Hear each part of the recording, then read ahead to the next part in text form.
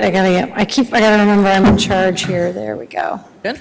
It being after 6 o'clock, the time for which this meeting has been posted, I'd like to call the meeting to order. And all those who can, please rise for the Pledge of Allegiance. Pledge allegiance to the flag of the United States of America and to the republic for which it stands, one nation, under God, indivisible, with liberty and justice for all. And with that, our agenda tonight is approval of minutes, February 15th, 2023, regular session, April 12th, 2023. Excuse me, regular session. Recognition of Eagle and Girl Scout Award recipients. After that is the superintendent's report. Assistant superintendent won't be here today, I think. And Director of Finance and Administration report. School committee member reports, a public hearing on school choice. School committee member reports continued if we need to. Building project update, citizens request, building and grounds project update. School resource officer highlights for the year, and I believe we do have a need for an executive session tonight. And after that, we'll recombine and then adjourn. So with that, is there a motion for approval of the 2 minutes that I mentioned? So moved. And that's for both? Yes. Okay. Is there a second? A second. Thank you, Jakub. Any discussion? Seeing none, all those in favor? Aye. Okay, I think our next stop is recognition of Eagle and Girl Scout Award recipients. I love that. Thank you. It's a great way to start the evening. So we have 2 Eagle Scouts with us tonight that I would like to recognize, and our Girl Scout Gold Award, I believe, will come to one of our other meetings, or we'll talk about her when I do one more Eagle Scout and one more Gold Scout. They'll come to probably our next meeting. And tonight, it makes it nice because we can kind of focus on them as opposed to having them all batched together. So this is really nice. I'm going to talk about 2 Eagle Scouts from Troop 100 who are here with us. And I'm actually going to invite both of them up right now, Evan Fallon and Sam French. And they will join us up here, and I'm going to tell you a little bit about their projects. We always start by discussing this. We have some new school committee members with us. Evan is on the left, Sam on the right, and we'll let them each speak and honor them. We have such an incredibly vibrant community here in Westborough, and the infrastructure of our scouting and volunteer networks is just so amazingly strong. And so we have annually this infrastructure of work that gets done across our community by our scouting troops, both our Girl Scout and Boy Scout troops. And I think we have then a segment, we get so used to it, I don't think you realize how rare it is for students to receive their Eagle. Westborough is a particularly unique community in that our Scouts have such a strong infrastructure that they remain in scouting through high school, and then they become the volunteers you see that they worked with on the trails, actually. Many of them past Scouts themselves. And so I just think it's just something you have to recognize as unique to us, and it really is special. So tonight we're going to honor 2 Scouts. I'm going to start by talking about Evan's project. And he just had his board of review in April, and he's going to have his recognition ceremony actually along with Sam in May. So we're looking forward to that for them. Both of them have taken on active leadership roles. Evan's been in his troop for a long time. He served as an instructor for explaining Scout outdoor skills to younger Scouts, and then served as the assistant senior patrol leader. Certainly as a past Eagle Scout mom myself, I recognize the amount of work it takes to step up into those roles and to often be leading your own fellow friends and colleagues, which isn't always easy. And the structure of that leadership really does give them opportunities to begin to figure out what they have to do to leverage groups in order to lead them. And that's what they end up doing when they complete their Eagle Scout Award. And so Evan's project actually pulled invasive species over by Gilmore Pond, which I was just over there this past weekend and hiked the Libby Trail, which is beautiful. And if you cross over Adams, you then move into the space where Evan did his project. It's beautiful. Gilmore Pond is gorgeous. And so his project cleared invasive species from the area to give clear views of the pond to hikers. And it complemented trail development that was being done by an extensive group of the Community Land Trust. So really plugged in beautifully, over 150 hours worth of work to kind of get that all done. So I'd love a chance to let Evan talk a little bit about his project, but you certainly know that if you are a trail hiker, we also are very fortunate to have incredibly well-groomed and well-marked trails in Westborough, and they've gotten better and better. I mean, in the last 10 years, the lift in the trail markings is substantial. So I'd like to offer my congratulations to Evan, and if you would like to ask him any questions, I'm sure he'd love to be grilled with insightful trail questions. Anybody? Sarah? Steve? Kristen? Jakub? Well, first of all, congratulations. I know this was a long path. I have 3 boys in Troop and Pack 100. I am a big supporter of what you guys are doing. So I know it's a big achievement, and it was a long process. I'm just curious how you guys came up with the idea for your project, and how long did it take you to plan it and then execute it? So first and foremost, thank you for the recognition tonight. So how my project started was I wasn't really sure what I wanted to do, and I live right down on Nash, so a little bit below Orchard Hill. And I was talking with Westborough Community Land Trust, and I met a figure named Don Byrne. And Don Byrne told me about the upcoming All Persons Trails and how they're going to implement that. And it's obviously way more developed when I was initially working on the project. But he was like, oh, to start off, we need to do some invasive species clearing to make it more accessible to hikers so they can see better. So I was like, oh, I'll look into it. And then I looked into it and I was like, oh yeah, that seems interesting. So I was like, I started a plan. It probably took half a year or so, all said and done. But it definitely made a huge impact. It was kind of the start of a bigger project, which I actually enjoyed to see because it's definitely come a long way if you've been in the area now. Great job. I think that pond, does it freeze over in the winter so you can ice skate there too, if it gets cold enough? Hockey team likes it. I was like, you can probably skate on it. I don't know if I would. I would go to the reservoir, but. I do have a question. First, congratulations. This is quite an achievement. I'm curious how you were able to recognize which species were the invasive ones, you know, how you went into determining with a level of precision, a level of confidence in knowing that that what you were doing was, you know, the proper step to take. So going into the project, our main target species was honeysuckle, which was along with a couple other species.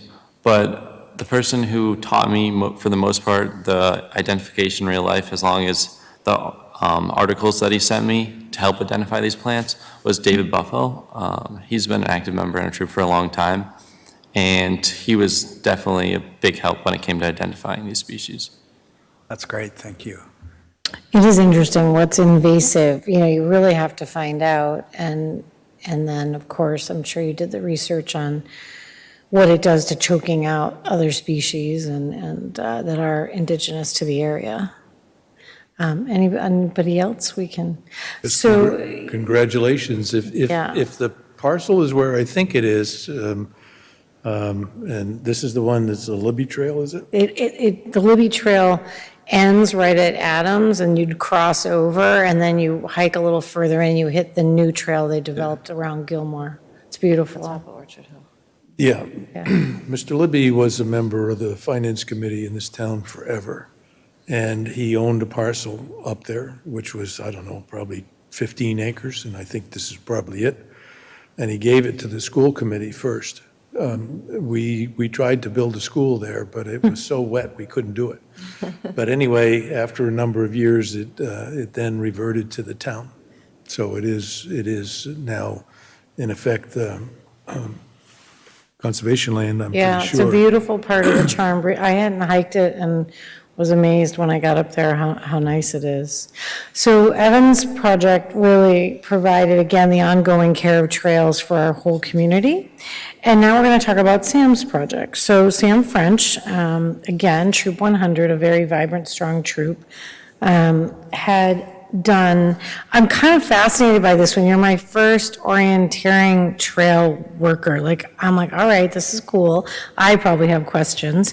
So Sam also served as an assistant senior patrol leader and did senior patrol leader, stuck in there and pushed a little further and served his group across several leadership. Once you get into senior leadership too, you're helping co-plan the meetings, and it's quite an amount of work. So congratulations again to both of you for the leadership roles. So he built an orienteering course over at Hopkinton's YMCA outdoor family area so that they could train and develop orienteering, and that's about the extent of my knowledge. I won't pretend to be skilled, but I know it. We actually do some orienteering in PE classes at the high school, and where they learn to follow trails, markers, compass work, right? And so I'm sure it must be really interesting. And I was particularly intrigued by the idea that it might be used by the New England Orienteering Club as a new site for them to come and visit. So really quite a cool project. And both of them really complement communities and work. So anybody would love to grill Sam on orienteering, I would open it up for discussion. Sam, can you just tell us what is orienteering? Okay, first of all, I'd like to say thank you very much for inviting me here to be recognized for earning Eagle Scout. So orienteering is where you use a map and compass, and the map has a map of the area, and then there are points on the map that you have to. Okay, so there are points in the map that you use a compass in the map to kind of figure out where they are, and you can use like surrounding landmarks and stuff like that. And then usually it's timed, so it's a course, so you'll have to find like a certain number of these specific points in a certain amount of time. So it's like a little competition Yeah. or kind of, yeah. Exactly. Nice. Excellent, congratulations. Thank you. May I add some? Sure, go ahead. Yeah, well, congratulations. I know this was a long project, I imagine, 120 acres to cover. I'm very familiar with orienteering. I know actually a lot of people that are doing this, maybe not in this country, but I know it's a popular activity for a lot of people. I guess I wish we had this in Westborough, not in Hopkinton. You can visit our fellow community. Do you think there's any place in this town where we could set it up, maybe for a future project? I think it's possible if there's there's an area of wilderness or something, or I mean there are plenty of trails for sure if someone else was interested in perhaps, or maybe even me in the future was interested in creating another orienteering course in town. So can anyone go over there right now and then participate in that? Yes, it's open to the public Okay. at all times, yeah. I can't wait to check it out. Thank you. Thank you. I like the idea of projects that spur other projects and provide a framework for scouts to get good ideas. And so you kind of opened up a new avenue, which is kind of cool. Which, our scouts have also done a lot of trail marking, but having this whole embedded experience is really cool. So, any other comments? Yeah, no, I just wanted to say, congratulations to you both, and thank you for everything you're doing for the community. I mean, as you both know, being a student at WHS is very time-consuming as well, so doing all of this on top of it, and especially in your senior year as well, is not easy. It's super impressive, so big congratulations. Thank you. Yeah, it really is. There's always this interesting transition, of course, too, when these guys then rotate out of scouts, and there's always a bit of a leadership vacuum, and then there's also the queue where they have to learn to step up. So it's really an important part of the scouting process and the infrastructure of leadership development. So we're immensely proud of you. We're going to graduate you soon. So we'll also get to congratulate, you both graduating? You are. So, I mean, I know you would graduate, I meant were you seniors? I didn't mean like, are you hanging out there at risk of not graduating? And sometimes we have juniors who do get their Eagles as well, so I was like, I should have looked. So we will see you soon at that event, and I would invite you up. What we're going to do is we have just a simple certificate for you, which you can put in your binder, and I'm going to invite the school committee out, and then you certainly can take a picture, I know. And we could get a couple photos, all right? Come on up. All right, we're going to put you up here in the photo alley.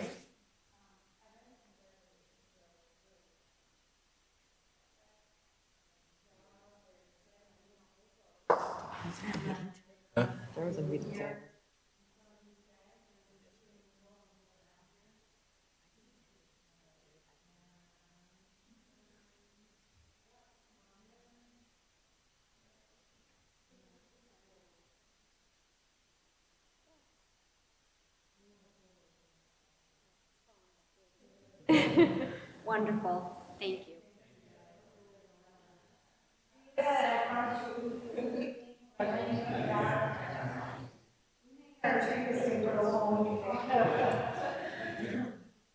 All right, guys, thank you, congratulations. I know, right? Well done, it's also important.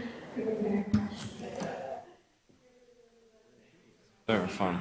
Yeah. Yes, so they actually have competitions where we run. It's like it's like a Oh, wow. one day event, and you run. You have the map, you have the compass, and you have to check in at every single spot.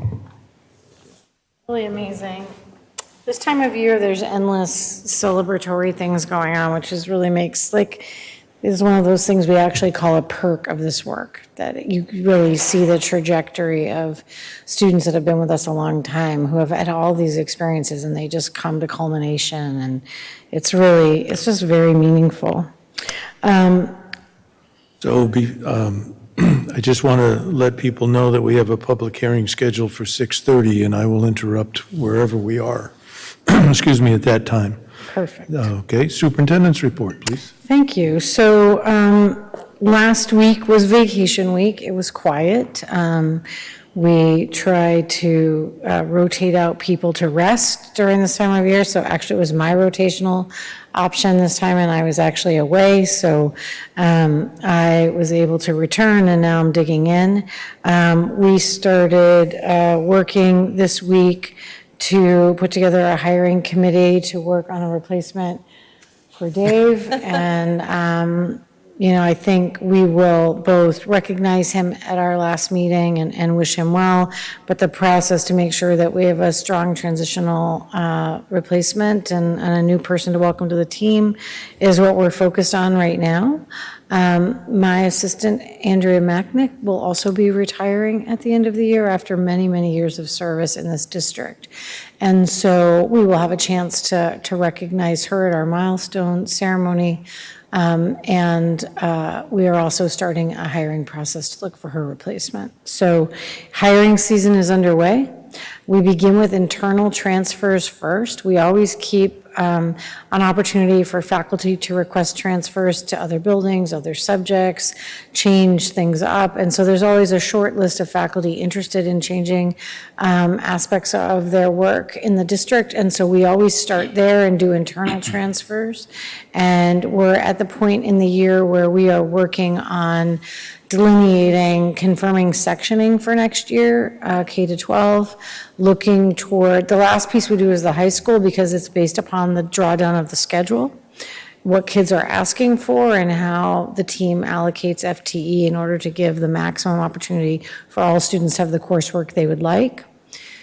And then the delineation K to 6 is really defined by numbers. So you know that we had originally designed that we would go down one section in elementary, and we held in order to make that final decision to make sure that the numbers we thought we had would play out correctly. At this point, our kindergarten numbers look to be tracking about where we anticipated. So I do think we will go down one section at elementary. I'll confirm that at our next meeting when Daniel's here and we can look at that. But it keeps us comfortably within the class size guidelines we talked about. And as we come into hiring season, then you're looking at retirement, replacements, transfers, other things like that. So we always have a pretty robust hiring season, even when we think we aren't going to have any positions. It's like there's always a lot of positions. So all of that's at play right now. We're trying to move quickly. Again, we've talked about the fact that hiring pools are very shallow. It doesn't mean that in terms of numbers, it doesn't mean in terms of talent, but it does mean in terms of numbers. And so the pressure to move on hiring is pretty intense. So we're trying to act quickly on all of our positions and get things filled before we close out the year. I would also note, are you going to mention the play? Will you give an update on the play? Or do you want me to? Okay. I'll leave all the fun stuff to Aratrika. Daniel is not with us tonight, so I guess I would turn it over to Dave. I actually have no updates tonight, other than the fact that, brief one, we are starting to do the close of the fiscal budget. So we're starting to review all the budget managers' accounts, working with them before we actually move into the process of not allowing encumbrances, and purchase orders unless necessary. So we want to make sure we're in a kind of favorable spot when we close. So that process is beginning. But again, we're going to work not only with the budget managers, but the school leaders to ensure that they have what they need to finish out the year strong, and that they're set up for success, going into next year. So that process is beginning. An initial shout out to my team in the business office. They're working very hard, and a level of appreciation for them and how they collaborate with the school leaders and all the budget managers on kind of discussing some of their end of year needs and wants to prioritize them. We always want to make it a fruitful list, but at the same time, you really have to kind of fall under the umbrella of what's the sorting out the need to have versus the nice to have. So we're working on that right now. But again, we're starting that process, and I'll have an update for you guys in the future. I do not foresee any issues at this time, but again, you'll be the first to know.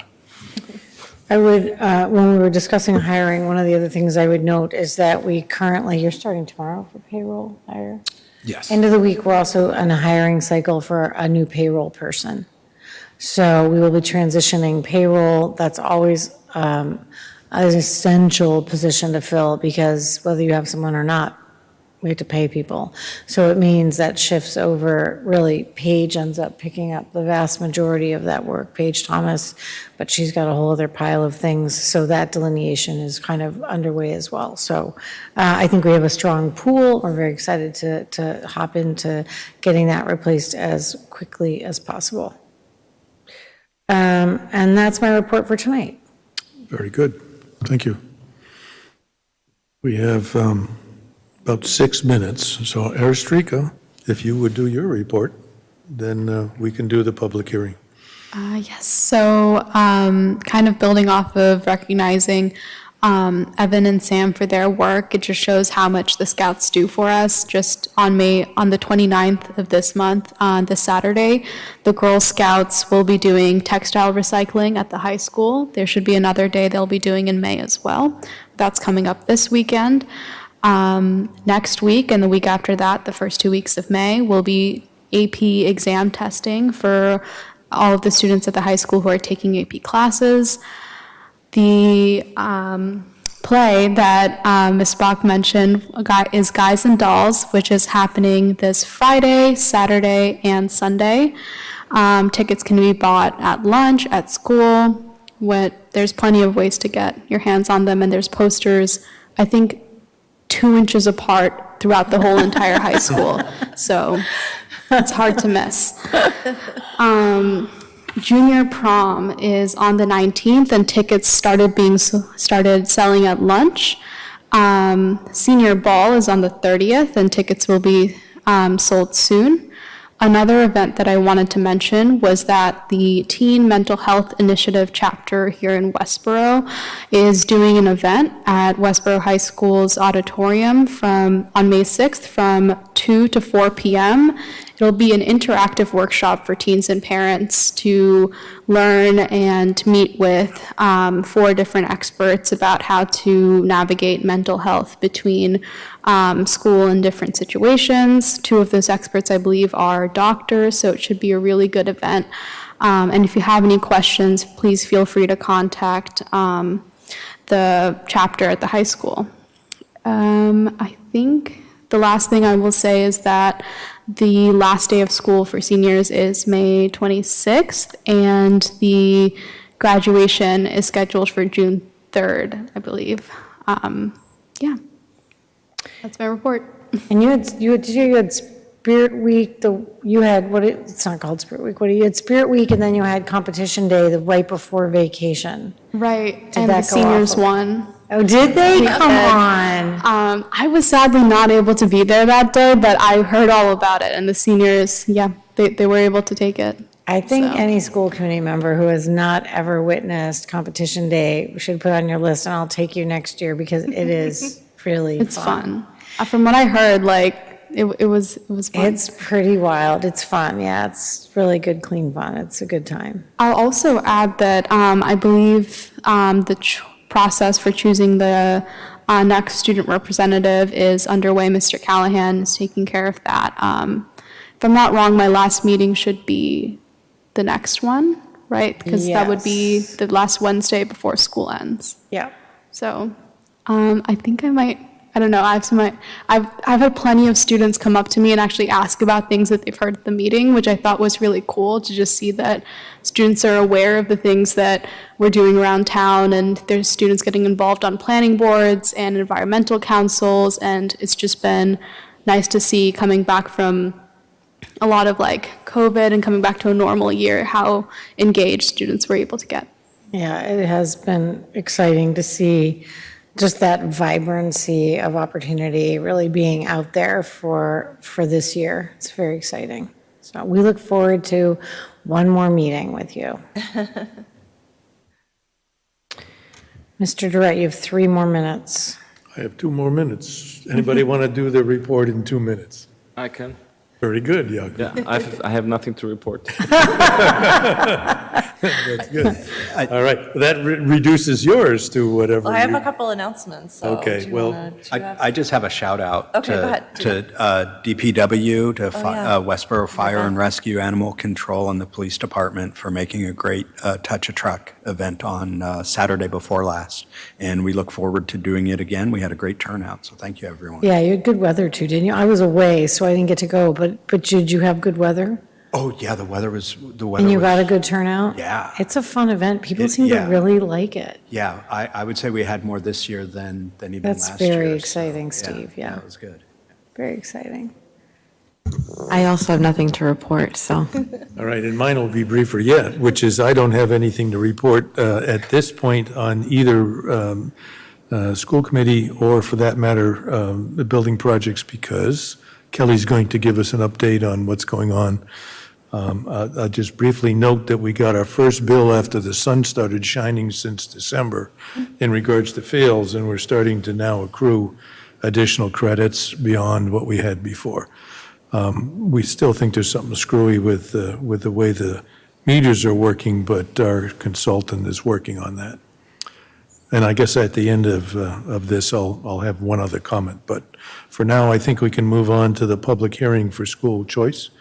Amber, do you want to So I would begin just, this? with new membership, I think it's always important to give you context, and for other people who tune in, they've never necessarily heard. So annually, the state requires you to take a formalized vote to opt in or opt out of school choice. Historically, Westborough has always spoken about not participating because of the fact that our enrollment is really robust within our own community, and that we don't have a lot of extra space where we would enroll. A lot of towns leverage school choice to balance out enrollment and to, if they have declining enrollments, which several communities do, or if they use it as really an aspect of budget driver and kind of competitive collaboration. Like, there's a lot of reasons why people do. the vast majority of our benchmark communities do not, because we have already got a balance of enrollment. So from my perspective, I've always recommended us to take a vote to not participate in school choice.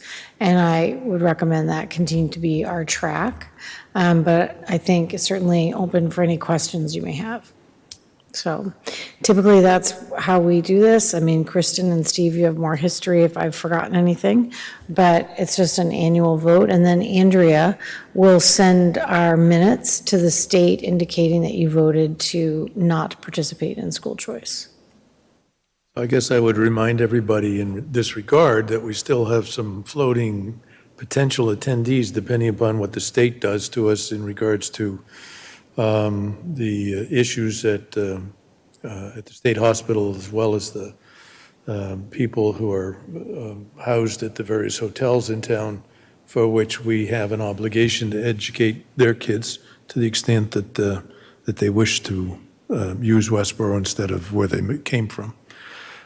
So is there any discussion on the subject matter? I mean, something I want to say, just because I know sometimes it comes up every year, is confusion. Just because Westborough does not opt into school choice doesn't mean that students in Westborough can't school choice out, like to Right. Grafton or Worcester or another community. Yes. It's just that Westborough is not going to take students from other communities because our enrollment is, our schools are full and we have fluctuating enrollment, so. Yeah, no, that's an interesting and important point of clarification. And if there was somebody in the community who wanted to look and see what communities do participate in school choice, you would basically apply to that community if you wanted your children to be schooled there. And it's very interesting, on the Department of Education website, they do list every year the schools opting into school choice and what's available. And some schools, they might only have, 8 seats available in 6th grade because they're trying to round out a class, or they know that enrollment's stable and they just want to get the maximum amount of students in there. So it's interesting how it changes every year, every community. And there might be a time in our history and trajectory of the work where we would change our perspective, but given Steve's discussion point around the fact that we've had an influx of enrollment that we didn't anticipate around our homeless families, and I don't see that as dissipating, given that they're going to stabilize the Sharp building and that the vast majority of those students would go here, I believe we will need every seat we've got, so. So if there's any other discussion? Okay, anyone want to make a motion as to whether we should or shouldn't opt in or out of school choice? I move that we opt out of school choice. Is there a second? I'll second that motion. And then I think just for public record, we have to make sure that we ask if anyone here would like to make any public comments, but there's nobody attending our Being meeting right none, now, so exactly. just want to make sure that's Nobody also on unknown attending the record. meeting, I should Because say. it's a public hearing, we have to allow the public to be able to make Thank you. comments. Thank you for that.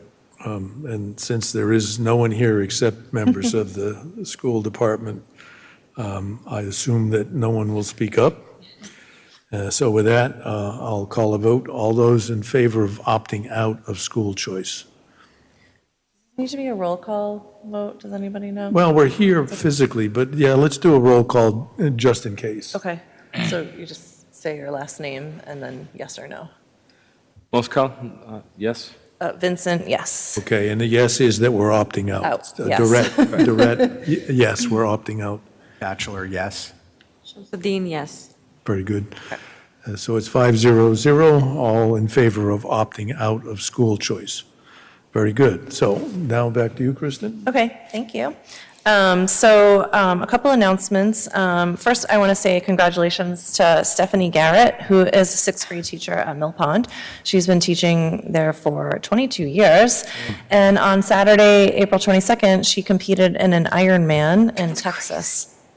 She finished She finished in 16 hours, and she dedicated this Ironman to Westborough Connects and did a fundraiser for our organization. She talked a lot about how she, feels fortunate to be working in Westborough Public Schools, that she really feels connected to our community, and that during COVID, Westborough Connects was a way for her to continue to stay connected to the community of the students that she serves. And this was her 9th Ironman. She hasn't finished all of them, but for various reasons, but this one she finished, and we're just so proud of her. Pretty impressive. Yeah. I was in her room the other day, and when I was visiting, and she has a bike in there, and she has it set up so that the students during different blocks of the day can cycle, and you actually can look on the screen and you can track yourself and your work. And so the kids have been able to participate as well and take motion breaks in her room. So it's been pretty cool. I went in the other day, there was a kid with their reading propped on their handlebars. It was cycling. So Great. lovely. And she was definitely keeping her class updated and sent them videos and stuff, so it was really great. Also, Westborough Connects presents Westborough Unplugs next week. So all next week, there are free events for all ages. A couple highlights is there's going to be a community bike ride and a bike parade on May 1st. There's going to be booking it to Bay State on May 3rd. So anyone is welcome to come, bring a book, bring a chair, bring a blanket, and we're all going to have a community reading event starting at 5:30 on May 3rd. If you have a dog, they're going to do a dog walk at dusk on May 5th. You can explore Nurse Farm on May 6th, and Westborough Public Library has events all week. You can find full details at westboroughconnects.org. And thank you to everyone who is participating and helping with this in conjunction with Screen Free Week. So thank you to Community Land Trust, Westborough Bike and Pedestrian Committee, parent groups, lots of And great Westborough organizations. Public Schools is a sponsor of this event. So this is within mission for our work to make sure that students have well-rounded screen time, and also the philosophy of outdoor, full-ranging, healthy choices in their lives. So Yeah, the Borough Sugar Shack is going to host an author event on May 6th, so yeah, really great. And then one more event coming up, Spring into Wellness. It's a Square One collaboration, meaning it's a collaboration between Rotary, Public Library, Westborough Public Schools, Westborough Connects, and Youth and Family Services. May 7th from 3 to 6 at Mill Pond School. And it's a free community wellness fair for all ages. You can visit with therapy dogs, which I'm excited to do. There'll be free 20-minute activities, things like meditation, yoga, mindfulness. There'll be resource exhibitors. You can explore Hope's Room, which is an interactive exhibit on hidden signs of substance abuse, which is fascinating. I've seen this exhibit before, where it's sort of like things hidden in plain sight, and you learn how, it looks like a Coke bottle, a soda bottle, but the bottom comes off and you can hide things in it. And it's just a fascinating way of trying to find out if students are engaged in harmful activities, but you might not see the signs of it right away. So there'll be door prizes, light refreshments. And in honor of the first 50 attendees, a donation of $20 per person will be made to the NAMI Anti-Stigma Campaign, and this is generously sponsored by Dolan and Maloney Insurance Agency and Thomas Financial Associates. But just by going, if I walk through Just the by going, door, so it's free. I'm going to be giving a donation Yep. to a mental health Yeah. support. So the first 50 people that go, Dolan and Maloney Insurance and Thomas Financial are going to donate $20 a person. That's awesome. really Yeah, so it's really great. So I'm looking forward to that. It's Mill Pond, May 7th, 3 to 6. Worth walking around at, really enjoyable. Yeah, therapy dogs. We have therapy cats too, by the way. So I just want to take a minute to update the committee. In the fall, when we were having significant difficulties with what was being reported as the performance of the solar panels at Fales, we engaged our consultant, Solar Design Associates is their name, to do a study on installing batteries.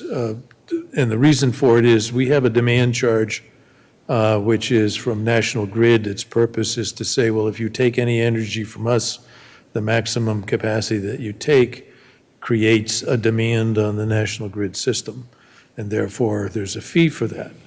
The monthly fee that we've been paying is somewhere on the order of $4,000 a month, which, needless to say, eats into the credit that we have been hoping for to be able to, in effect, reduce costs some other way at some other school. Anyway, I got a draft report from the consultant, and I have made comments to that report. But what he figured out was that we needed to have roughly 6.5 hours worth of battery capacity for the demand of the school. Bottom line would be if he now answers the remaining questions that I asked, which is how much does it cost, where does it go, how long will it last, and how safe is this, since all those are, I think, pertinent questions today. We may be able to reduce that demand charge of $4,000 a month. Hopefully we get payback on it in much shorter period than the life of the installation. So those questions are out there, and I think we'll probably get an answer, perhaps, if not for the next meeting, the meeting after, and then we can have some discussions about what we want to do. But I'm hopeful because it certainly bothers me that that opportunity for net metering costs us that much money a month.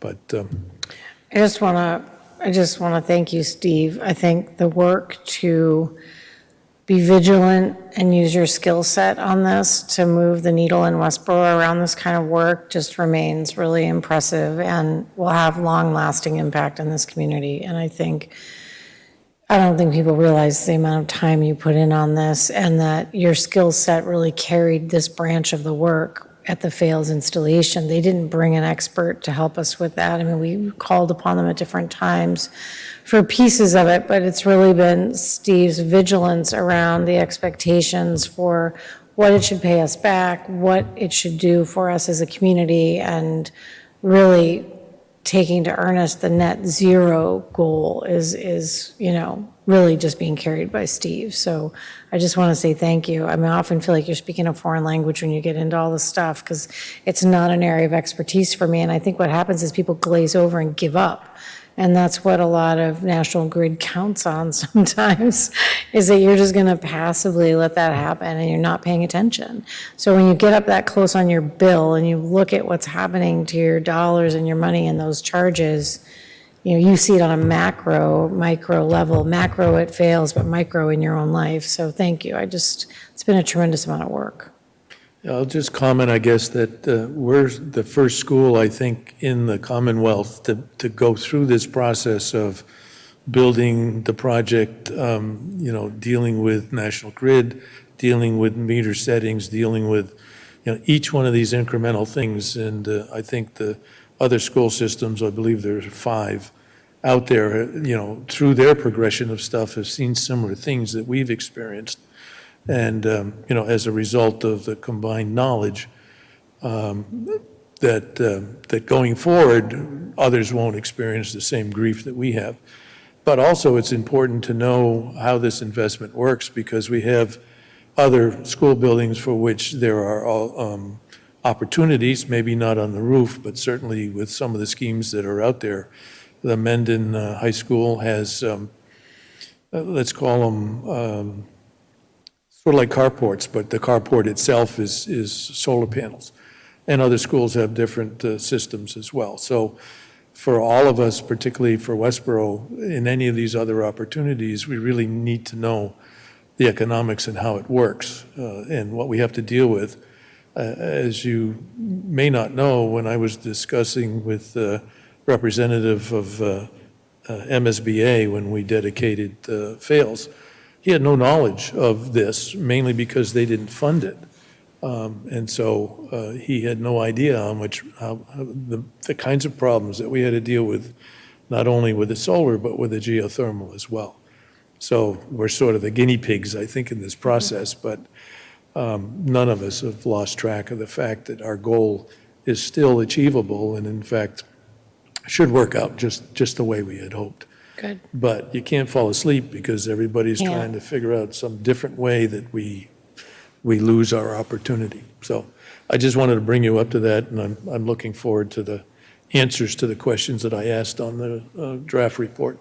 I just wanted to ask out of curiosity about, I remember in earlier meetings you had mentioned when you were talking about the geothermal projects that fails that we expected to finish with money left over. Is that still the case? Where we stand right now, there are some open items that are in debate between the contractor and the town, and the building committee specifically. However, if you discount those, which would charge additional money to us, in the accounting relative to those things, if we lose our argument, we're still ahead of the game. In other words, we have money left in the total budget. But based on discussions that we've had, not only with the general contractor and our own contract for this work, we should increase the amount of money that we saved. But that remains to be seen. There are discussions going on between the management contractor, Gilbane, and the building committee. Right now, the ball is in their court to respond to the comments that we have made in regard to things that we were concerned about. For example, the building, based on the contract, was over 400 days late.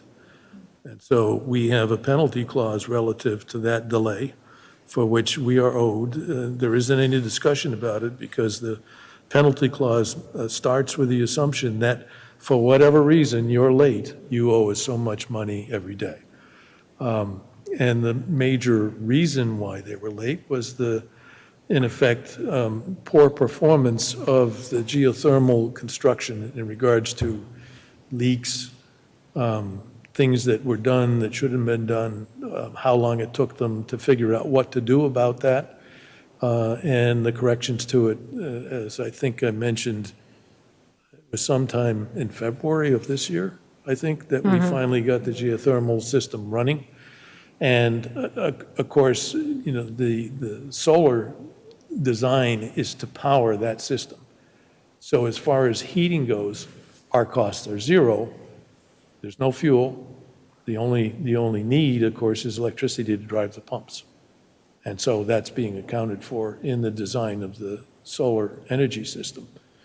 So the net zero, which is what the comment was that Amber made, is that we, over the year, will have a positive energy balance and therefore a positive value to that excess energy that we, in effect, sell to National Grid.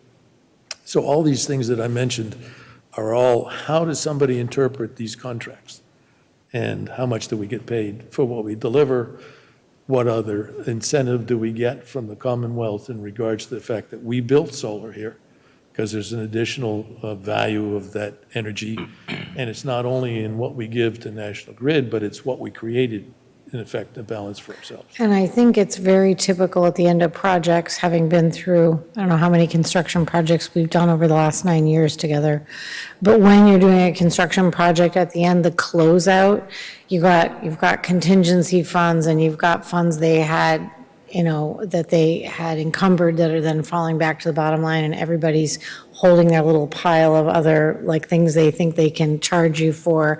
So every project we've closed out takes a lot of vigilance to remain in relationship with people you've been working with up closely while you also draw lines and are trying to close out the project and pull back what funds, you have available that belong to the town. And so therefore, Steve is very vigilant to try to return every dollar we can. I think we'll come out on the plus side when we're done, and it will take a while. So good news, but busy. Jakub? Could you explain again, where's the $4,000 a month fee coming from? I missed that part. It's called a demand charge. It's just a bill. In other words, if in the beginning of the day, let's say at 6 o'clock, before you really have any sunlight, the building starts to crank up. So the heating comes on at a higher level, the pumps then run, lights go on, all of that stuff. So in that period of time where we have no electricity being generated from solar, we're taking energy off the grid. And because it's a commercial account, we get charged the demand charge. One of the biggest gripes I have is that for the convenience of being able to build our solar system, we had to pay grid $400,000 for them to, quote, fix their system so they could take energy from us equal to what they used to sell us. Anyway, that's the nature of the beast. And, there's a lot of surprises, I think, to those that just nonchalantly get into this process. And once we do, just to complement that, the battery backup system will basically allow us to, in those hours when there's no sunlight, and before that kicks in, we would pull from the battery backup and there basically negate that charge. So that's the goal. Yeah, it makes it go away because, Yeah. right now it's 250 kilowatts, I think, is the basis for the demand charge. And if we can supply that need off of our own batteries, then it goes away. Right. So it's about playing the same game they play, only playing better. So So that was a very short comment. I'm sorry that it took an hour. I believe you would have citizen requests. Requests? Yeah. So is there anyone here who would like to speak to us about citizens' request? I see no one in the hall except school department people. So with that, we'll move on. Kelly, your turn. So one of the things that's important to the end of our year is an opportunity for you to get a summation of the large buckets of budget implementation that drive this district. And so you heard from Sherry Stevens, 26% of the overall operational budget, and the other very meaningful portion of budget implementation basically falls to salaries and then buildings and grounds. You've got the three largest pools, and I think I'm very happy to have Kelly join us tonight, and I'm going to queue up her slideshow for you, and an opportunity for her to share on behalf of Bob and herself a close on some of the important highlights of the year. And you got, Kelly, one of the things is that mic, you got to keep that thing pretty close so that the TV picks it up. All right, away you go. You ready? I do, to, Which one do you want? This one? Which slide do you that want? one. Kelly. the One back, yes. So the team, this is the easiest part to explain because they're all awesome. We have the best custodial and maintenance staff. I can't even say enough about all of them. They go above and beyond every single day. We have 5 on our maintenance team. We have 1 electrician and 1 HVAC specialist and 3 general maintenance staff. And the 3 are split up between the schools. And they walk their schools every day and they do their work requests that are given throughout the days and nights. And they oversee everything. We have snow, they're in at 4 in the morning, and they're taking care of all the schools and making sure everyone will get in safe, and still doing roundings throughout the day to make sure ice has not started all over again over what we put down for ice melt. And our maintenance team, a big shout out to them too, that they've made a nice relationship with the DPW, and they've been very thoughtful and helpful for us for a lot of items that we would typically have to source on our own, and they really help us out with that.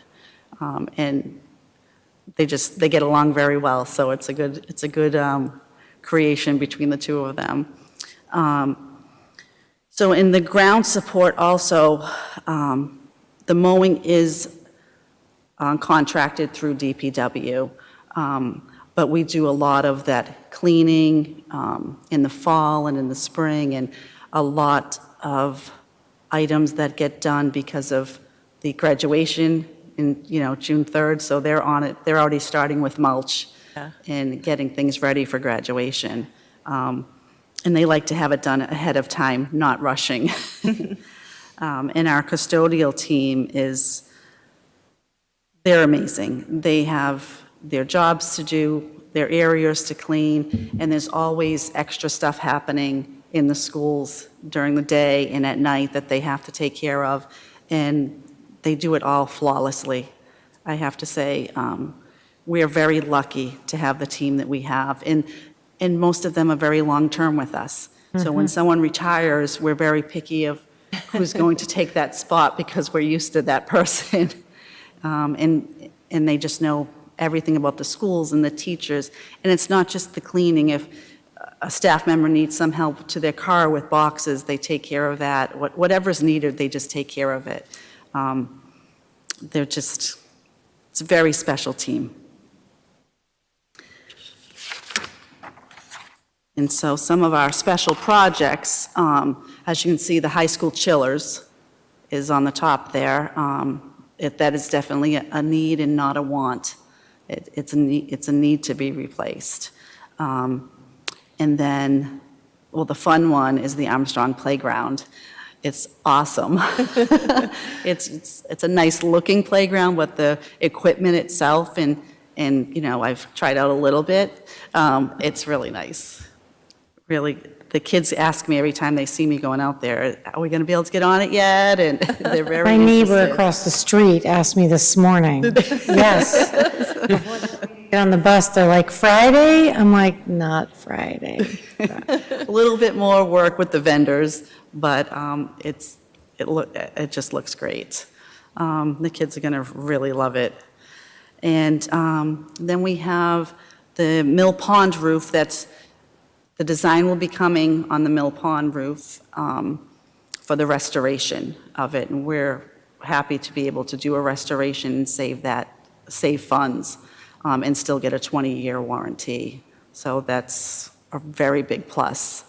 And the Hastings School roof design, that will be a little bit more involved, but we actually have some of the drawings already from GGD because they did roof loads and things like that for us during the process for the HVAC items. So we're a little bit ahead on that, which will be a good thing for us.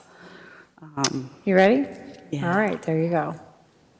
So Armstrong Playground, I would say it's 98% complete.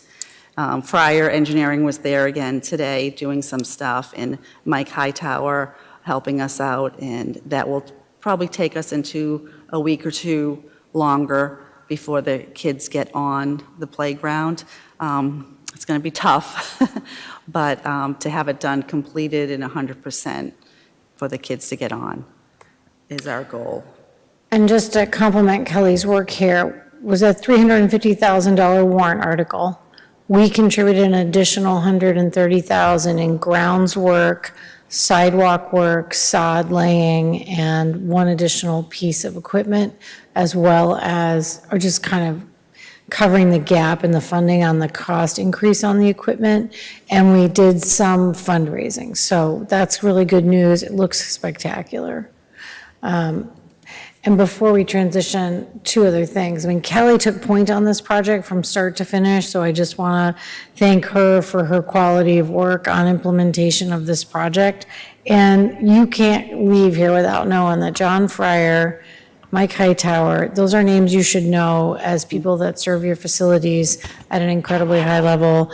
They always give us effective cost cuts. They are really respectful of recognizing that they want to help our community come in as inexpensively as possible with really high quality work. They are committed. And John Fryer really did a beautiful job over there, just really personalized it. And I just can't say enough about what a great guy he is, so. And if you get to see the playground pretty soon, there's a beautiful granite bench in the corner that John Fryer donated to us and installed, and it's beautiful. It's going to be a spot that a lot of people are going to sit in with for the shade. And we'll do a gift recognition for that when we kind of finalize and get the project all done. So really, really looking good. You ready? Just a comment on the Fryer family. His father was the town engineer when I first came to town in 1972, and I worked with him, with his father, as well as John, on many projects. They're just top-notch and great to deal with and talk with, and always willing to help us with anything. Yeah, Awesome. can't say enough. Next up. And so the 10-year capital plan is in process. They're walking the schools and the roofs, everything mechanicals. So they've been in over 2 vacations, February and April vacation. They will be back again on Monday to look at some mechanical rooms at Hastings and Hastings in the high school, I believe. I'm sorry, Hastings and Mill Pond. They did the high school already, so they'll look in those mechanical spaces. And they've utilized our expertise and our maintenance staff also with some questions on things. And so that's been a nice collaboration with them. And they'll be finished by end of July with the assessment. I don't know if we'll get the reports back at that time, but the assessment through the schools will definitely be done.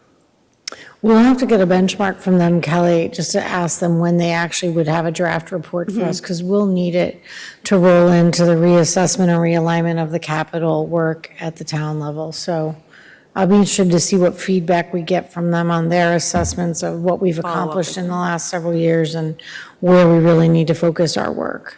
Just an additional comment. They were, I think it's a coordination between Bob, Kelly, and Russo Bar was the coordination for them, knowing that we had, from a financial point of view, really wanted to kind of split it.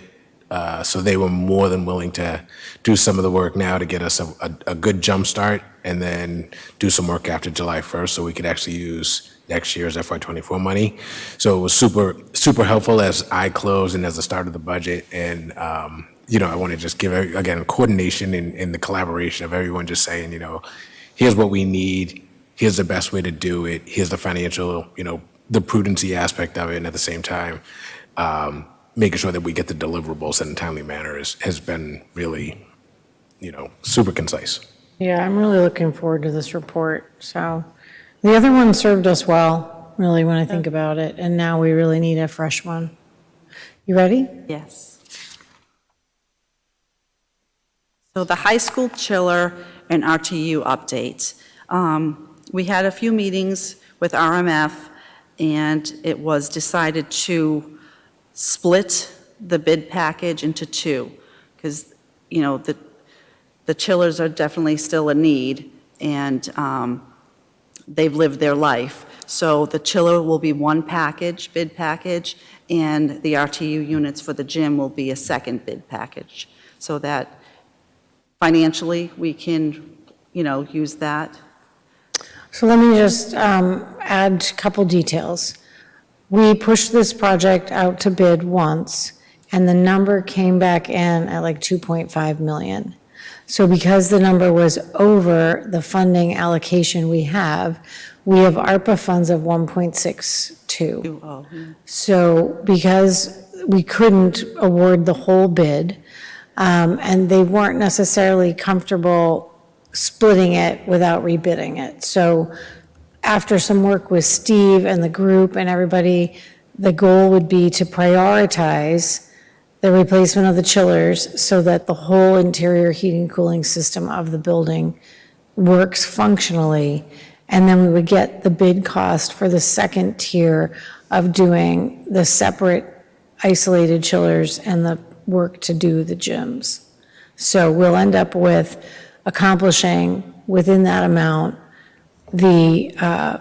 the whole renewal of the whole chiller system we anticipate. And then we might have some funding left over to roll forward into the second tier of the gym work, hopefully. So we'll see. All right, so that one's been actively tackled, pursued, bid, regrouped, assessed, redesigned, and we're pushing back out again. So, and there's a long window on availability of before you're going to get product, although things feel like they're loosening up a little bit. But, you know, we'll see. The timelines for implementation are pretty long. All right, anything else, Kelly, on that? No, I think that's. All right, next up. So the roof replacement at Hastings and the Mill Pond restoration. So we've spoken with GGD because they've done a lot of that legwork at Hastings. So for the design, with collaboration with GRLA Designs, it's actually going to save us some money because we've already done that piece and have them involved, and they know the schools very well. So that will go forward for the design. We're waiting for some pricings from them, but it's in process. And the Mill Pond roof restoration, same type of thing. We're waiting for the proposal from GGD for the Mill Pond restoration and roof loads, things like that, that are going to be needed with an engineer. And then we would have, with those designs complete, biddable documents to push back out to have ready for fall town meeting as opportunity for discussion. It's going to be important to track these two projects mentally as we think about this, because once we get the design, we need to decide the trajectory when we push out a bid for the actual project against timing. And it will mean that, Steve, you're still on the capital committee. Do you have another member on there with you? Okay, so Yakub and Steve will need to do planning with me, Kelly, and Bob, and our new Director of Finance to think about when we want to bid that project, so we'd have it, and work with the capital committee to know, do they want that number for fall? Would be the time to approve it so that we could actually go out to bid and then actually get awarded and get it done by the spring, hopefully. So pieces of this are going to take a lot of attention from the two of you to make recommendations and work with the capital committee. So I think I feel really good about where we are with these. I think we have a potential for both of these designs to come in cost effectively. And then any remaining funds would be able to be reallocated forward, hopefully to the actual build. Just a little more information, I guess, on process. We can't award a contract without having the funds available under state law. The issue is when you bid a project, roughly, unless we do something special, the contract is valid under the dollar value that's been bid for roughly 30 days. We have historically been able to extend it by maybe 15 days, but that's the normal process. So on the other hand, getting the town to authorize money without knowing a fixed price cost, or at least something that's reasonably known, has been very difficult for us. And in recent years, that's the box we've been in relative to the Hastings project, roof and other things, where we did it on an estimate, and when we finally got around to trying to make an award, the prices changed and we didn't have enough money.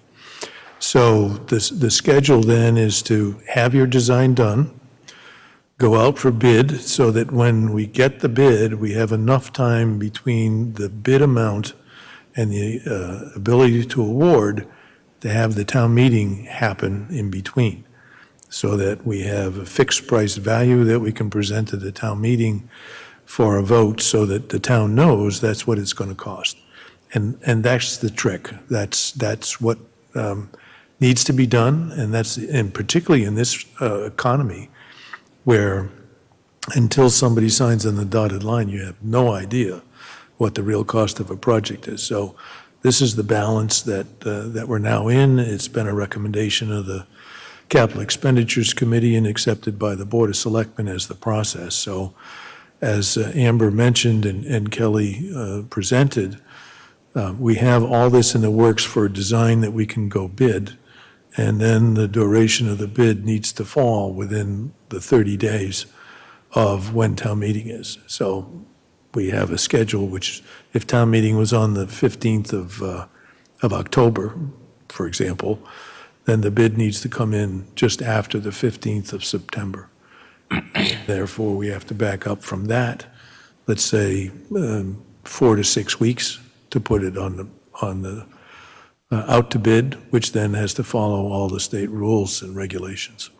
So it's tricky sometimes, particularly if there are changes between the time it goes out to bid and what the architect or the engineer has come up with for something different because they missed something. But that has been, I guess, now etched in stone relative to the process that we went through last fall. And they are carrying funding for next year, and when you go back into the capital committee, they anticipated both of these after design would come forward next year, and they're carrying a number. So we're in good shape, process feels strong, so these are both good news. You ready to move forward, Kelly?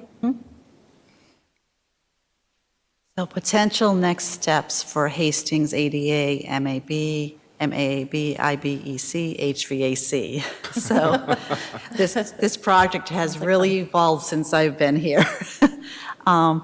It can be quite complicated at times, but the decision, there was a teleconference with Steve Durrett and Louis from GDG, and it was decided to rebid the project by splitting the scope into two distinct pieces, the ADA and the HVAC. So the pricing would be split between that. It makes more sense for that to happen. And the rebid will take place it has to be ready for the fall meeting, town meeting. But they feel comfortable with that and rebidding it at that time and see what it comes back at. And hopefully things come down in price, not up. So with this project, we've talked about it a lot. We won't belabor it now. You'll need a fresh mindset update by the time it's in front of you for a physical vote. But I do think just these touchstones help keep it relevant to you, and we can keep answering questions as we go to make sure you have a picture of the complexity of the project and the timing. All right?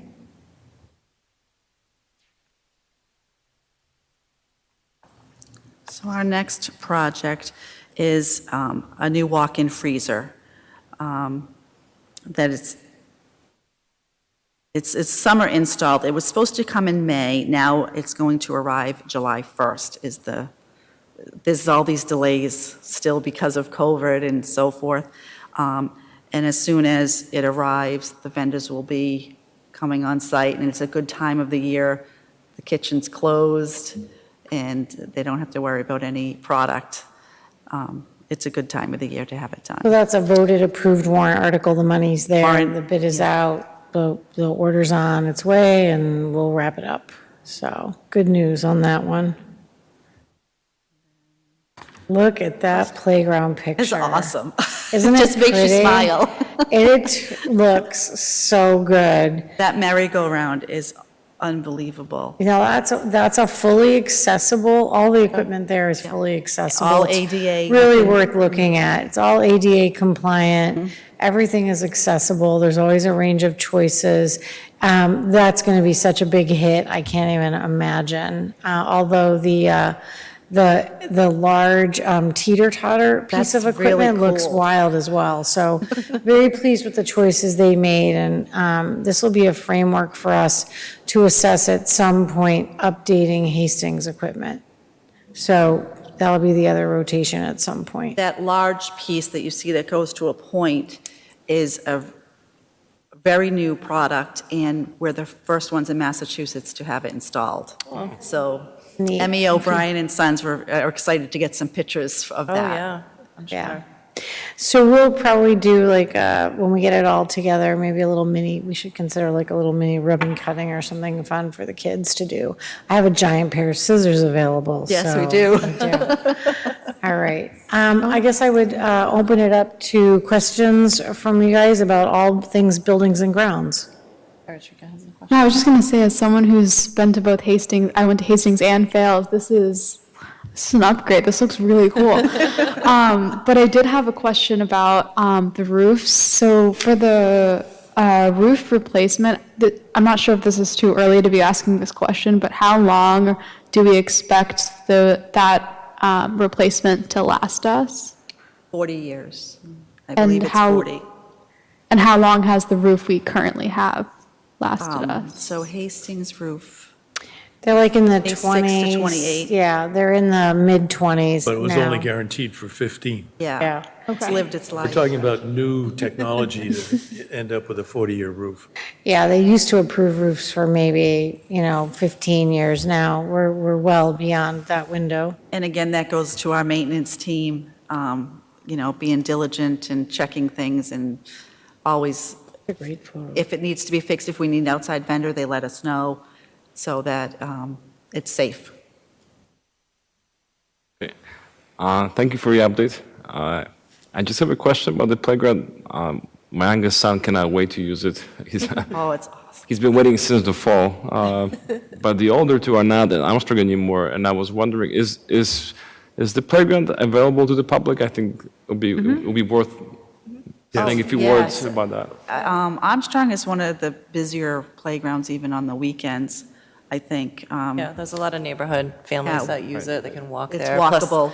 Parents great can play location. tennis, kids can play on the And so tennis courts there. the smaller, I don't show that piece, I'm sorry. There's a smaller one for the kindergarten kids, and it has, you can use a Matchbox car, and it'll like swirl down. So that'll be like the zone for the boys, I'm sure. Although my daughter would be right aside of them.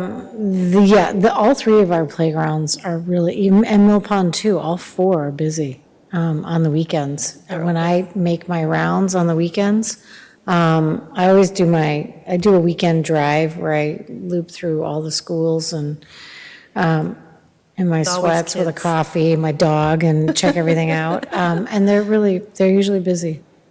Hastings too. Hastings is a big Hastings one. is very busy, yeah. I think the redesign of the site of the playground was a smart move too, to kind of not just build on top of what was there, but think about that footprint. I think the space is better used now. Just as a quick FYI, we can add them just for the public, but you could also drive by. But just for the sake of this meeting, I just shared a couple other additional photos with you guys. So if you want to see them, so you should have them in your inbox soon. The vendors are still working for a couple weeks, so it's a Yeah. little hold off for the kids and the parents. No, but- they look out the window and they're like, when? I know, we'll get them on it, next week. We just have to keep them off the grass. Yes. So we won't open up the grass area at all through the close of the year. And it'll need to be curtained off through the summer, and we'll unleash it in the fall, is what I think makes more sense, so that it really takes. I don't want to waste our money. But we will set it up. Kelly just came up with a design today where we can carton it off so that the kids can have access to the play equipment, the blacktop, and the other green space, and then we'll open up the new kind of green space later. I just want to comment that, many times, most of our meeting deals with problems. This is certainly wonderful to be able to present the good stuff that happens because of you and Robert and the rest of the team. So, very good, and thank you very much. Welcome. I enjoy it. Any other questions? I just want to thank Kelly. Kelly is a really essential member of the Buildings and Grounds team. She is my morning call person where we talk during snow and rain and weather season at about 4 in the morning, typically. And so Kelly's job is 24/7. Similarly, where she needs to be available to the custodial teams. And, we have very busy buildings, and they are heavily used, and they are well cared for. And that's because of Kelly and Bob's team. So thank you so much. I mean, our teams take immense pride in their work, and our buildings look good. And they serve our public. It's not just us, it's all the people who access our buildings. So thank you very much. Thank you. And they'll come back typically for our new members in the August meeting. It's our warm-up meeting. They'll do an update with photos of all the work that gets done over the summer. So you'll see a lot of painting and small projects and things they do to move us forward over the summer, and that's a feel-good one as well. So I just want to give a shout out to our maintenance guys. They painted the whole office interior of Mill Pond over the break. And They did the break before in February, they did the cafeteria meal plan. Unbelievable how good it looks. It's a giant, like, hectic, busy, lots of cutting if you're a painter space. It looks phenomenal. So I Much walked. brighter. I walked in today and I was like, whoa, I didn't know this was happening. I was like, heck. And it looks great. So thank you to the team. They're happy to do that stuff too, a little bit different from the norm. Yeah. They enjoy it. Thank you. Well, All we right. all Thank you. appreciate it. your Yeah. work and their work. And I think it shows in the quality of the maintenance that we have. The MSBA, when they looked at fields that we were going to knock down, couldn't believe how good that school looked because of the maintenance that the staff created and continued. Granted, it didn't serve the educational purpose anymore, but as far as the building was concerned, it was in really good shape. As they went through the buildings, I remember doing the walks with them, they were just in awe of the age and how they look. Yeah. Cleanliness and the upkeep of the schools. Yeah. Thank you so much, Kelly. you. Thank you so much. Thank you. Have a good evening. So gives you a picture of the implementation and closure and work on that budget. Very successful for the year. We own lots of big pieces of equipment. It's a big moving beast and, it's expensive. And so I think knowing that Kelly and Bob are managing that thoughtfully is an important opportunity for you to hear. And so should I continue, Mr. Chair, to move things forward? We are supposed to head into school resource officer next. Yes, Officer All right. Dappley, please come forward. Chip Dapplate is here Excuse again. me, well, I'm sure Yeah. he's still an officer, but a Yes. He detective as is well. Detective Chip Dapplate. Hey, you. As long as you don't call me what my wife calls me. I'm Again, also somebody in my speed dial. So an opportunity to have Chip here with us so that he can provide for you kind of an overview of the work he does and how the year has gone and some of the highlights for where he put time and energy. And then we keep component pieces of more safety-oriented Alice drill procedure type things to executive session. So you can ask anything, but if Chip wants to defer that to executive, he'll say so. Just so you feel like we have kind of some privacy around some of those practices. So welcome, and I'll turn Thank it you. over to you. Thank you. So tonight I just broke up what I was going to talk about in 3 different parts. Trends, safety, and programs and initiatives that the police and I have taken this year. So trends, I've kind of come to tell you that it's trending in a much better direction than I've seen in the past. And I know you've probably heard this, and I don't want to use it as an excuse, but COVID kind of played a havoc on the school system when it came to my perspective of it. The interesting thing from my perspective is that we had a lot of, and I don't know if I like the word, but I'm going to use it, delinquent behavior last year before. It was just kids getting adjusted back to a structured environment. Not to make excuses for the students, but it was a little bit of a havoc year for me last year. This year has been a pleasure coming back to. I've enjoyed every moment of it. It's nice seeing everybody. We do still see a trend uptick in my estimation of mental health issues. That's something that I'm sure we'll be talking about again in the future. But when it comes to my role in the school, I'm referring a lot more students to mental health issues and getting their help. But also I've seen a lot more normalcy, and I'm using that in quotes.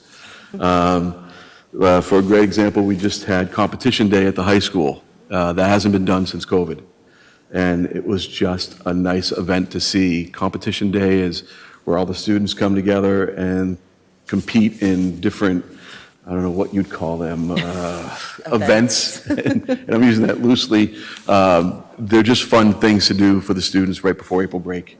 And it's nice having that back again, getting the students adjusted to being back to that.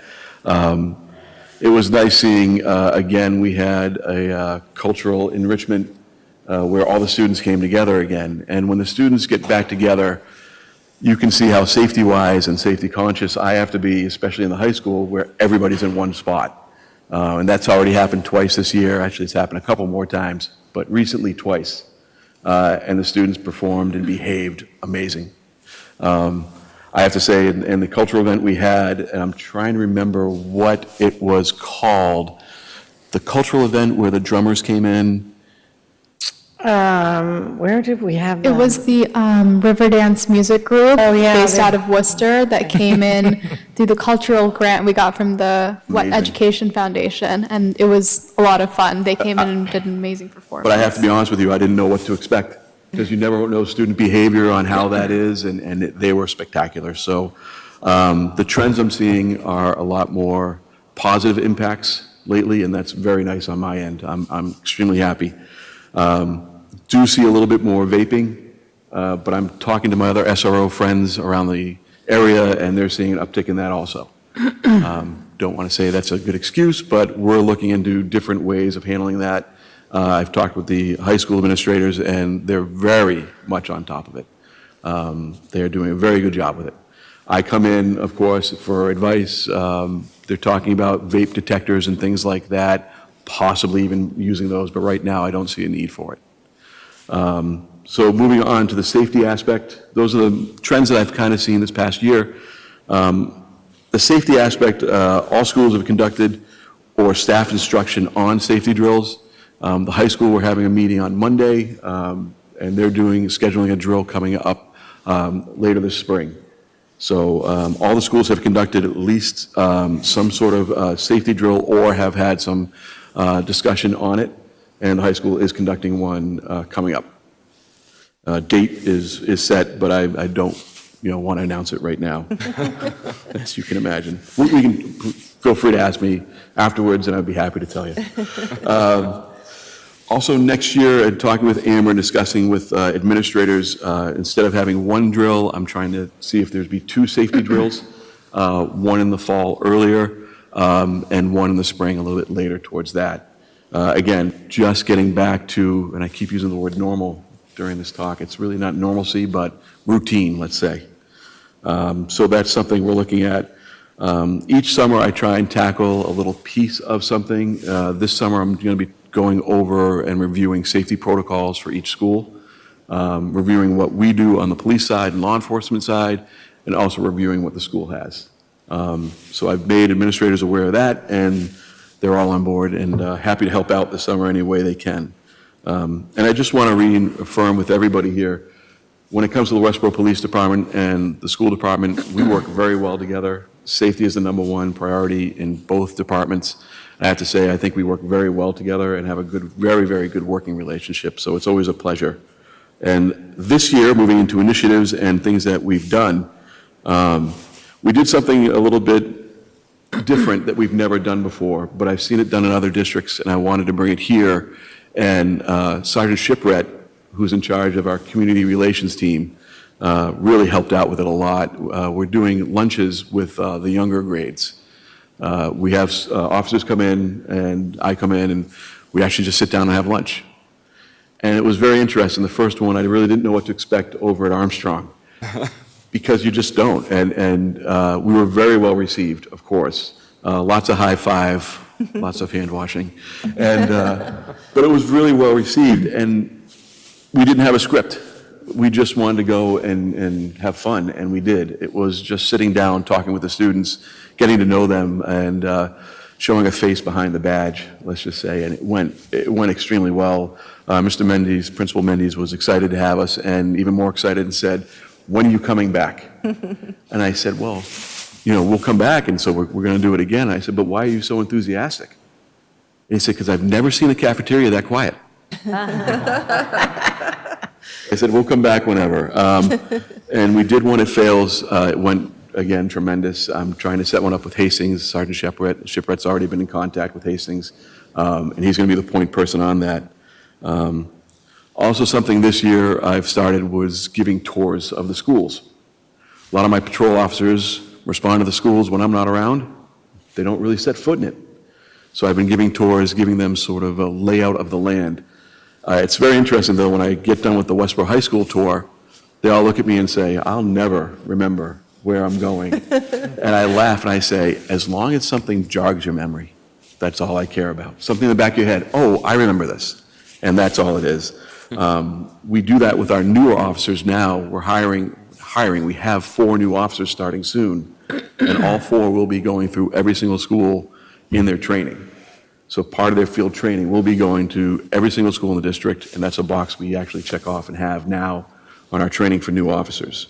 I have to say also, the officers, once they have been walking through the schools, feel much more comfortable going into them, which is a big deal to me. I love being a school resource officer. I love this job. Sorry, Amber, but it's the best job in the district, like I say to you all the time. But I just don't want to be the single face. And I want the other officers to be there and walk in and say hi. And I've had a lot of success this year, and I really can tell you that they have. With that, we had a lot of police officers this year participating in Reading Day, in Read Across America Day. I brought in an officer that, to be quite honest with you, may not be so comfortable reading in front of students on purpose. And he did a great job. It was very, very well received by the students, and it was, again, fun time. We did Armstrong, and again, Fales and Hastings. So that was just a really, really good time. Also continued with the self-defense and safety awareness at the Westborough High School in conjunction with Roger Anderson. A great program. The students go through and actually take a regular class with Coach Willard usually, and go through a safety program, and at the end of it, I'll come in and do a few classes, but also talk about safety, but we get to do actual hands-on demonstrations that the students go through. Really success. As a matter of fact, so much of success, I've had to tell Roger Anderson that we need to limit the number, because at the end of the school year, when they do what's called a simulation, I can only get so many bodies, so unfortunately, and we've adjusted for that, but a great time. Bicycle safety classes is another initiative that we did last year. It'll be coming back this year. We usually do it at Armstrong School and Hastings. Fales was under construction and still kind of going on, so that's something I'm working out over at Fales to get that going too. We also had a Touch a Truck event for sensory sensitive students, which was a great success. Unfortunately, I was away Me too. for that, and I couldn't go to it. I was at Fairfield University showing my son what his school will look like. But it was a great event from what I heard, and really something that everybody enjoyed. That's something we did last year and this year, and hopefully there'll be a continued bring back every year. And the last thing I'm just letting you know and making you aware, getting ready for the end of year events. Senior ball, junior prom, and of course graduation and project graduation. I always have my officers ready, and there are certain other events that happen throughout the year, but these are the ones that always might draw the most attention, and we are prepared. And I do talk to the officers and the sergeants and let them know about those events. And getting the all clear from Chip or Brian the day after each of those is always one of my favorite highlights. I wanted to add 2 things to the pieces. One of the other things that Chip did this year was attended the new teacher orientation, so he could get, like our faculty who know their buildings well don't need the first thing they hear on the first day of school to be like a safety list. It's not that, you're very inspiring, but like your first day meeting is about really inspiration, building connections. And so what we agreed though was that our new teachers really needed a chance to see Chip, ask questions, and get a framework for how we do the work, and that would cover the initial start of the year. And I think that went well, and we'll continue that as well. We have a 2-year mentorship program that's part of being a new faculty member in district, with a set of series of meetings that you need to attend, and so we folded Chip into that. And I liked that model, and we'll continue that. I was just going to make a comment on the vaping. I know it really triggers a lot of people with anxiety that, they see an increase in something like that. I think it's very important to remember that kids were really trapped at home for 2 years, and nicotine is hugely addictive. So if you were at home and you could vape when you wanted because your parents were at work or down the hall, and they're just it's highly addictive. And so I feel badly for them. They cannot get through a school day. So, if you've had 2 years at home and you've developed an addiction and you come back to a scheduled day where you get a break at 10 and you don't even get to leave the building, they're really in a catch-22 of some complexities. And I'm not excusing it, but I think it's important when we look at addictions and needs and behaviors in youth, we have to be understanding and recognizing it so our intervention matches. If I found out my kid was vaping, I'd be going and getting a patch. I would take them to the doctor. I would say, they're suffering from something we need to break down that distance on. That's not something we can do in the schools. But what we look at is just recognizing it for what it is so our interventions are correct. We have discipline, and we do discipline, we suspend, we do all those things. We're very aggressive with those pieces, but we also have to look at ways to support them because otherwise they just come back and they're still struggling. So those are pieces that CHIP works on where we don't just, put discipline in place. You have to have those deeper, more complex conversations. And that's what I value about this team is that we carve out that space and we're going to have a plan that, drives that use back down. I have complete confidence that we will. We had already seen a huge decline. It was like when the vaping structure hit, it was big. And then we did 2 years of work and kids self-monitored and they shut themselves down and we saw a huge decline. We were kind of back at baseline and then COVID hit. So we have a lot of confidence we can recover from that, but we're going to need some additional time. So And it was just something that under, Amber and I had talked about this before, and there was a suggestion from Amber to talk to Roger Anderson, and I did have a good conversation with him about the health and wellness of the students, not just the punishment side of it. And Mr. Anderson is looking into different ways of supporting the students after they've had some sort of issue. So he's aware of that. He's going to talk with administration and sit down and see if there's something more we can do that we We might be definitely missing. need some family intervention around this. I think it's frustrating for parents, when they're feeling they get a call and that's something that their child is struggling with. And I think it's just an important component of our work. So just a note to you. And I was going to say, I think those were my two, that Chip did the visits to the new work. I like the addition of the lunches and just being immersed back in buildings. There's a lot of new officers in Westborough, and we had a lot of familiar faces for years and years. And so now we've got to get that same familiarity and comfort with our new officers, so thank you. Questions and discussion for Chip around these topics? Yakub? Yeah, just a few words. Well, first of all, thank you very much for your work. I know my kids have benefited from some of those visits in the classrooms, and they've always enjoyed it. And I think it's great that you do it. I think it serves a larger purpose of introducing those kids to the role of police officers in the society and making them less intimidating when they meet them in public. So I think that's great. I'm just curious, have you noticed or have you heard a lot of questions from the students or from the faculty? Every time there's a big shooting in a different school in the country, I'm sure it comes back to you. It's in some capacity. How do you guys respond to it in terms of communication with the community? So for the most part, when it comes from students, and I always am surprised, students are extremely resilient. They really don't really talk about school shootings and things like that, to more of the point of wow, of just more of an amazement. You go up to the high school level, they'll talk about it, but it's more of a can you believe it kind of thing. Elementaries really don't talk about it too much. Teachers are very, very in tune with it. To the point where they ask me questions, I always, whenever I have a conversation with the teachers or staff, as a matter of fact, I'm having a conversation on Monday with the staff over at the high school, and one of the things I always say is, this is a tough topic. Please, if you feel uncomfortable now, please email me, and we'll have a conversation through email or one-on-one. So that's a lot of times where some of the questions get answered that they don't feel comfortable asking in front of a lot of people. Recently, there was some swatting going on in the area.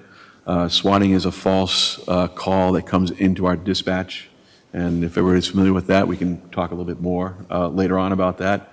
But I have to say there's a good plan in place. Immediately when we got a few of the calls in the area, I was on the phone with Amber. Amber was on the phone with me. We were talking and stepping through the process of it. And it's very interesting. Again, I'm at the high school quite a bit, and hearing what they're saying about it, to be honest with you, surprised me a little bit. I got a lot of, can you believe how stupid some people are from the students? And I'm going, wow, okay. I've always said this about the students in the district. They make me look good. There's an expectation that gets set by the district, and the students either meet or exceed the expectation 99.99% of the time. So it makes my job easier. But I hope that answered your question a little bit. When it comes to the younger students, I don't really see a lot of them talking about school shootings. A lot of them are very fascinated with the badge that we wear and say it's shiny. And then, of course, we hand them a sticker with their own badge. So One of the things we do, and again, structurally, much of this is invisible, but for example, if there's a tragedy at a national level or news picks up where we start to think that students are hearing it peripherally through family discussion or through seeing it on the news, we have a protocol. So each of the principals works with their school guidance person, and we put together a series of sentence prompts, and we give teachers a framework, age appropriate across the mix. And so then we standardize that so that each of them make it available. And at the elementary level, the structure is, if a student brings it up, here's how you respond. So we, at the elementary level, don't initiate those conversations, but we prepare teachers to respond thoughtfully. And then if you have a student who then wants to talk more, we let guidance take them and be able to have more up-close conversations, and can work with the family to say, like, your child is particularly distressed about this. So structurally at the elementary level, that's a tried and true protocol for us. And usually I'm connecting with Chip to see whether or not we're going to do any type of district communication, or whether or not we're going to go silent because we don't want to draw attention to it. So there's all these little pieces that we use, and we kind of go through a variety of different protocols to make a decision about whether or not we're doing a district communication. Sometimes I call the chair and, those types of things. So they're all part of the set of practices that we circulate through as a team. Thank you. thank you. Anybody else?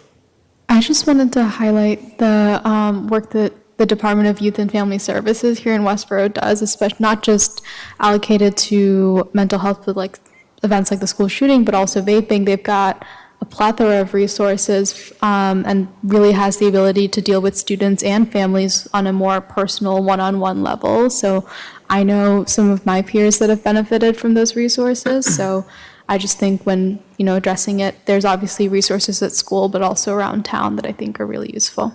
No, thank you. I think families have seen the experience where we will push a communication, and whenever we do, we coordinate with Youth and Family Services and our mental health and wellness people to make sure we provide a range of resources that families can then choose to select from to match their needs. So just an important part of trying to provide kind of an umbrella of additional support to families. Remind everybody that we will go into an executive session to talk about some of the security details associated with how we protect the kids. So if there's nothing else in open I just session. wanted to say, I just think it's great that you're having more involvement with the whole police, all the team in the schools. I think giving them tours is great. I love the lunch idea. I'm dying to know the questions that the kids ask you when you're sitting there. I'm sure it's quite fun discussions. It's a fun time, let's just say that. Yeah. A lot of the questions we get are, what if? And, What if? what if I cross this in? So, but Yep. believe it or not, they're pretty good questions. Yeah, I bet they are. But I think it's great you're all welcome in our schools. I mean, our teachers and our police officers are peers. We all serve the same, organization, which is the town. We all work together. So I think it's great to have you more involved there. And I do know that it's not just working with students and the staff in isolation, because I know you do a lot of work with families. So if there's an issue, that the family, you're working as a team with everybody to help deal with whatever comes up. So I appreciate that. Thank you. Sarah? Go ahead. No, I'm going to save my comments for executive session Okay. for my question. Steve? Okay. Well, thank you very much. We appreciate that, and we'll no doubt have some other questions Sure. for you shortly. So with that, that would end the open session that we have, and I would now like to call for a roll call to go into executive session. Sure, do you want me to make the motion? Yes, please do. Okay, I'd love to. I make a motion that we vote to meet in executive session pursuant to Mass General Law, Chapter 30A, Section 21A4, to discuss the deployment of security personnel and devices, and under Mass General Law, Chapter 30A, Section 21A7, to review and approve executive session minutes from March 1st, 2023. I will second. Go. Roll call? Moscow, yes? Vincent, yes. Bachelor, yes? Yes. And Durrett, yes. So thank you very much. And we'll go into executive session after a short break.